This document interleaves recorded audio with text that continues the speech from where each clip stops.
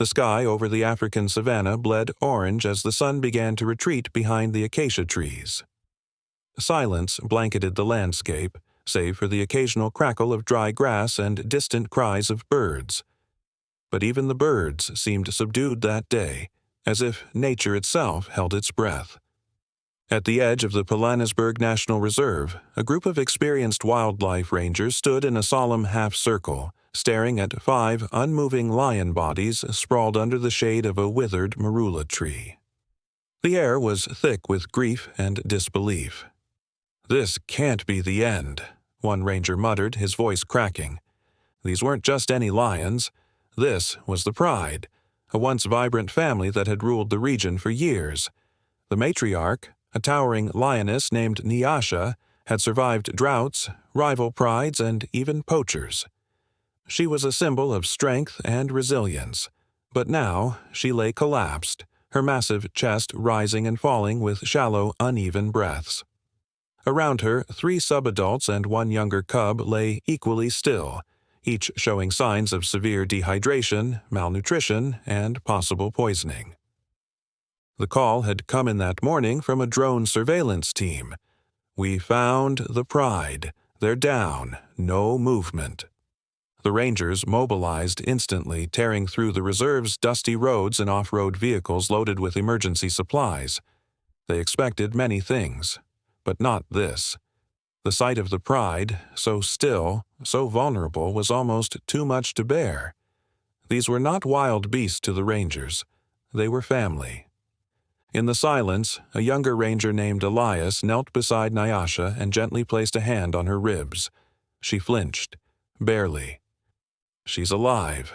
They all are. But not for long if we don't act now," he said with urgency. There was no time for hesitation. The team leapt into action.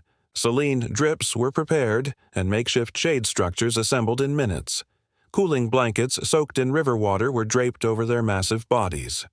An antidote was administered into Nyasha's thick neck, one ranger suspecting possible poisoning from a nearby livestock carcass tainted by a local farmer in retaliation for a lost goat. The sun continued to drop, casting long shadows over the scene as sweat dripped from foreheads and flies buzzed hungrily. For hours, the rangers rotated between lions, gently massaging their muscles to promote circulation, monitoring vital signs, whispering words of encouragement that felt foolish but necessary. No one left. No one dared. By nightfall, one of the subadults twitched a paw. Then another shifted its head. A collective gasp filled the air. The Pride was responding. Slowly, agonizingly slowly, life began to trickle back into the once majestic beasts. But amidst the momentary relief, there was a growing question on everyone's mind. How did this happen? This wasn't natural. This wasn't just dehydration or the result of an unusually harsh dry season. Something, or someone, had pushed the Pride to the edge of death. And Nyasha. Nyasha hadn't opened her eyes. As the rangers moved to tend to her again, a strange sound rippled through the night. It wasn't a growl. It wasn't the wind. It was the sound of another lion. A foreign one. Just beyond the perimeter, 2 glowing eyes appeared in the darkness. The savanna was no longer silent. The air crackled with an eerie stillness, a warning only those who'd lived long enough in the wild could sense. The rangers froze, their hands still resting on the recovering lions. The sound had returned, low, guttural, and close. A second set of eyes glowed in the shadows, and then a third. Not 1 lion, but at least 3, and they weren't part of Nyasha's Pride. Elias stood slowly, scanning the perimeter with his flashlight, the beam cutting through the tall grass like a knife. "That's not right," he whispered. "They shouldn't be here." Nyasha's Pride had always claimed this territory fiercely. These intruders should have been met with a wall of roaring resistance. But now, there was no one to stop them. The Pride was defenseless. And if the lions were weakened enough, rival males might do the unthinkable. Eliminate the cubs and take over. The rules of the wild were brutal, and time was ticking. "We need to move," the lead ranger said. "We either fortify this area or evacuate the Pride to the treatment center." Easier said than done. Moving 5 semi-conscious lions in the dead of night? Suicidal. But leaving them here, exposed to unfamiliar males that could sense their vulnerability? Even worse. The team decided quickly. Half the rangers set up a perimeter with trucks, headlights pointed outward, horns blaring intermittently to confuse and dissuade the intruders. The others focused on Nyasha, who still hadn't opened her eyes. Elias knelt again, this time speaking softly into her ear. "Come on, girl. You fought worse than this. We need you now, more than ever." Just then, the cub stirred. The youngest member of the Pride, a female barely 7 months old, let out a soft, raspy mewl. It was weak, but it was something. One of the adolescent males lifted his head at the sound, as if recognizing the call. A spark flickered in his amber eyes.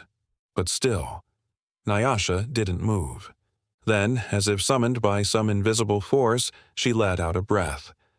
A long, deliberate exhale that startled everyone nearby. Her nostrils flared. Her ear twitched. "She's coming back," someone whispered. But hope was short-lived. The rustle in the tall grass grew louder. The intruding lions were getting closer, bolder. They weren't just watching anymore. They were circling. And then, from the darkness, a deep roar erupted. Not from Nyasha, not from her Pride, but from beyond the trucks. It was answered by a second, even louder roar. Elias turned. His flashlight landed on a massive male lion, scarred with a partially torn ear and eyes that held years of battle. He was flanked by 2 younger males. None of them wore the peaceful indifference of lions passing through. They were here for something. Territory, power, blood. "We have to protect them," Elias said through clenched teeth. That's when something unthinkable happened. The adolescent male from Nyasha's Pride, barely 2 years old, rose to his feet. Wobbly, weak, but determined. He let out a shaky roar, more like a cough, really, but it was enough to silence the intruders for a beat. And then Nyasha's paw moved.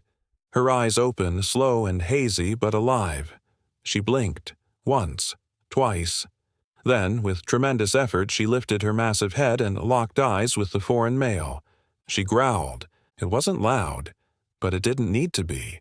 It was hers. It was enough. The rangers stood frozen, unsure of what would happen next.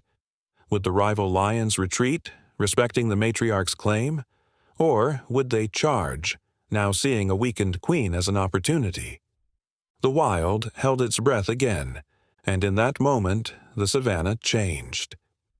The night was trembling with tension.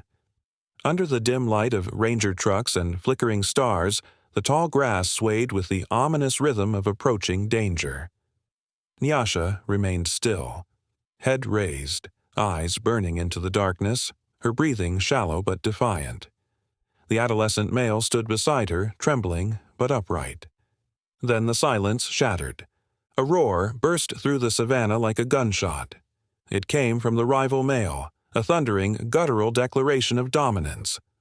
The younger lions with him surged forward, hackles raised and tails stiff, inching closer to the barely conscious Pride. The rangers panicked. Several reached for their flare guns and rifles, not to shoot, but to scare, to buy time.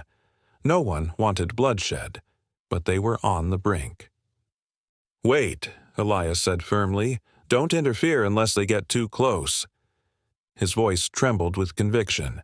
The wild had its own code, its own wars. To intervene too soon might cost everything. Then it happened. The rival lions stepped into the open, fully visible in the headlights. The massive male, easily 250 kilos of muscle and menace, locked eyes with Nyasha. It was clear. He knew she was vulnerable. He knew the cubs behind her were unprotected. In lion society, a hostile takeover begins by eliminating the last leader's bloodline. He lunged. Gasps erupted from the ranger line. Some flinched. Others raised their weapons, but Nyasha moved first. She didn't run. She didn't roar. She stood. In a motion that defied biology, she pulled herself upright, legs trembling, blood still sluggish in her veins, yet fueled by sheer will. Her body was weak, but her presence was a wall. Her gaze, unblinking. Her stance, undeniable. The rival lion stopped mid-charge. Something in her eyes paralyzed him. Not fear, but recognition. She wasn't just any lioness. She was Nyasha, the Storm Queen, as the Rangers had once called her. A matriarch who had survived droughts, hyena packs, and battles that had torn other prides apart. And then, the unexpected. Behind her, one by one, the pride began to rise. First, the adolescent male, now steadier on his legs. Then a lioness, older, limping, but upright. Even the young cub crawled closer to its mother's paw, as if drawing power from her resolve. The rival male hesitated. His posture faltered, and from the shadows behind him, another figure emerged. A lioness, not part of his group, younger, eyes alert and unmistakably pregnant. The dynamic shifted instantly. She approached slowly, stepping between Nyasha and the rival male. Her body language was not submissive, but cautious. She looked at Nyasha, then at the cubs, then, shockingly, at the Rangers. "She's not with them," Elias whispered. The tension twisted into something surreal. This lioness was a rogue, an outsider, yet not hostile. She circled Nyasha's pride slowly, sniffing the air, flicking her tail, and then she lay down. Submission. Respect. A peace offering? The rival male snarled but didn't advance again. He glanced between the rogue lioness and the waking pride, and finally growled low, then turned. The two younger males followed reluctantly, glancing back as they disappeared into the night. The rogue lioness remained. The Rangers stood in stunned silence. Flares still clutched in white-knuckled grips, but none were fired. None were needed. Elias lowered his hands and walked toward Nyasha cautiously. She didn't flinch. He knelt a few feet from her and whispered, "You just did the impossible again." The pride slowly began to settle. The adrenaline in the air began to fade, and the rogue lioness, still lying calmly nearby, blinked slowly, watchful but unafraid. Back at the ranger station, the radio crackled with confused updates. Reinforcements were en route, but Elias shook his head. "Tell them to wait. The pride is holding its own." A few meters away, the youngest cub pressed into Nyasha's side, curling up as her massive paw wrapped protectively around it. They had survived the night, but what no one knew, not yet, was how this rogue lioness would change everything. Because sometimes the wild doesn't just fight, it adapts, and sometimes it forgives. Dawn broke slow and heavy over the Pilansburg Reserve, painting the savanna in a soft gold that couldn't hide the weight of the previous night. The Rangers, exhausted but alert, watched from a respectful distance. None dared approach the pride now, not after what they had witnessed. The balance had shifted, but no one knew yet into what. The rogue lioness remained close to Nyasha, but never overstepping. Her movements were careful, her eyes always scanning, observing more than acting. The pride, for their part, didn't reject her. In fact, something unexpected was happening. The young cubs were drawn to her. Elias noted it first. She's watching the smallest ones, like she's already part of them. The idea was absurd, yet real. Within hours, the cubs began to mimic her movements, following her as they had Nyasha. The older lioness, usually territorial, didn't growl or snap. She simply watched. It was as if Nyasha had already made her decision. No fights, no displays of dominance, only a silent transfer of trust. The rogue lioness had no name, at least not yet. But among the Rangers, whispers began. The healer. Not because she cured wounds, but because she filled gaps. spaces carved by suffering, loss, and battle. Her presence brought a strange calm, almost sacred to the Pride's battered core. Meanwhile, something else began to unfold. Hidden cameras placed earlier by the Rangers to monitor the Pride were reviewed at base. What they revealed sent chills down spines. The rogue lioness hadn't just wandered in randomly. She had been watching. For days, possibly weeks, she had remained on the periphery, never too close, never interfering. She had circled watering holes after the Pride left. She had tracked their movements from the hills. And, most chilling of all, she had intercepted 2 hyenas trailing the Pride days before and chased them off, alone. "She's been protecting them without being seen," Elias whispered, barely believing it. It wasn't instinct, it was intention. Back in the wild, the Pride had begun to change.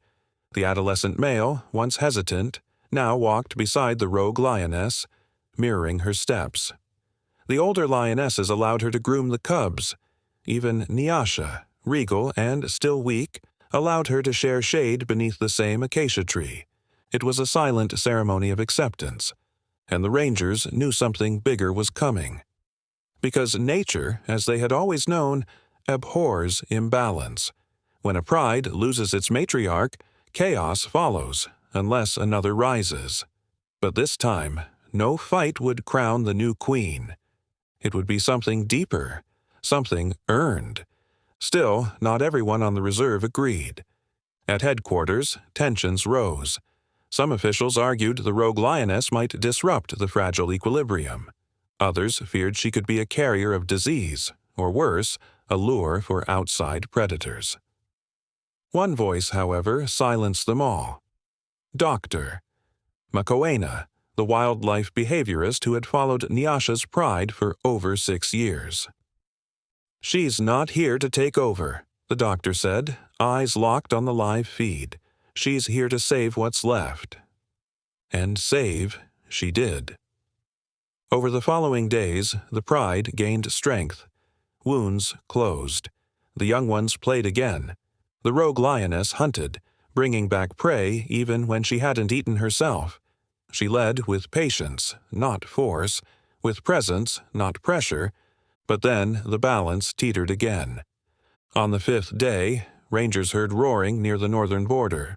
Another male. Unknown. Alone. And he wasn't from the rival coalition.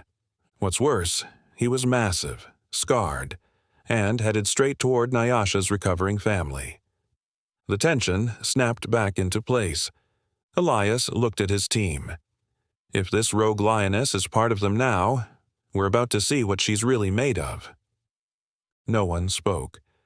They just watched the horizon as the ground began to tremble again, not from footsteps, but from fate, closing in.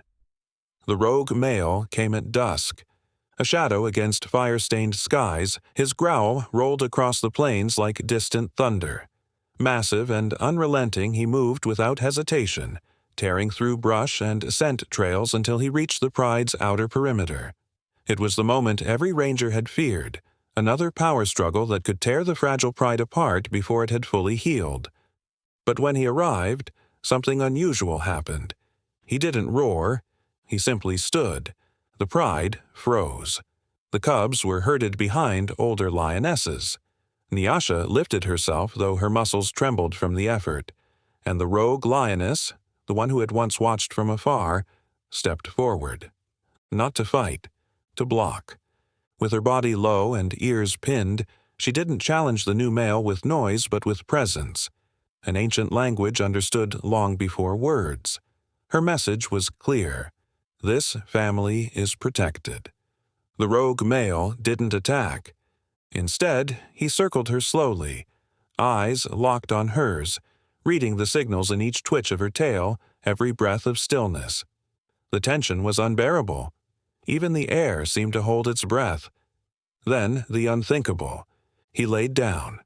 Right there, in front of them all. No blood, no dominance display. He yielded. The Pride, stunned, didn't move. The Rangers, watching from high ground through binoculars, could barely believe it.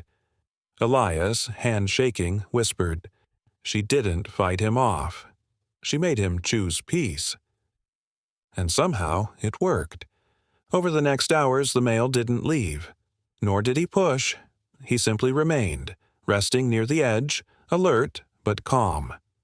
The rogue lioness allowed his presence. Nyasha didn't intervene. By morning he was still there. But the dynamic had changed. He was no longer a threat, but a guardian. A second pillar in a structure slowly rebuilding itself. What followed in the weeks ahead was nothing short of miraculous. The pride not only survived, they flourished. The cubs grew stronger. The adolescent male learned from both lions, ferocity from one, restraint from the other. And Nyasha, now fully recovered, walked beside the rogue lioness as an equal, not a rival. The rogue male earned his place too, not through force, but loyalty. He hunted, protected, and, on one occasion, fought off a pack of wild dogs alongside the rogue lioness, sustaining deep wounds in the process. But he didn't retreat. Neither did she. And the rangers? They stopped referring to her as the rogue. She had a new name now, Ayanda.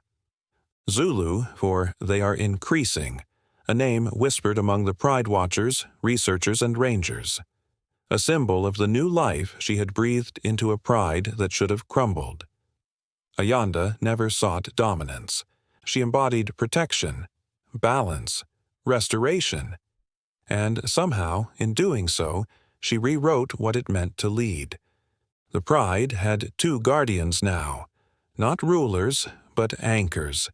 And together, they redefined survival not as a matter of strength, but of unity. In the heart of Pilanesberg, where the wild rules without mercy, something even rarer than dominance had taken root. Harmony. And the world was watching. Witness more wild stories where nature defies all odds. Subscribe now for your next untamed tale.